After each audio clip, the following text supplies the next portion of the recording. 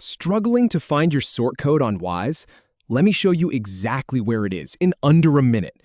I know the feeling. You need to set up a direct deposit or receive a bank transfer, and you're digging through your Wise account looking for those 6 little numbers, but the interface has changed or you just can't spot them. Trust me, I've been there. It's frustrating.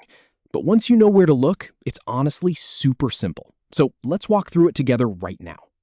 First, log into your Wise account. Then follow these simple steps to reveal your sort code. All right, so you're logged in. Now, the first thing you want to do is click on your main account. This is the big balance you see when you first land on your home screen. Make sure you're clicking on the actual account area, not just the menu on the side. Just a single click there, and you'll see all your different currency balances pop up underneath. Now, from that list, select the Great Britain pound balance. This is really important because your sort code is specific to your British pound account. If you click on your Euro account or your US dollar account, you're not going to see it. That's probably the most common mistake people make. So go ahead and click on the Great Britain pound section right there.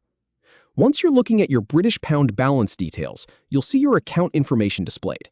What you want to do next is click on the account number field. You'll see it right there on the screen, probably with a long string of numbers. When you click on it, it expands to show you more details. This is where Wise hides the good stuff, so don't miss this step. And here's the really important part. Look for sort code. That's exactly what it says.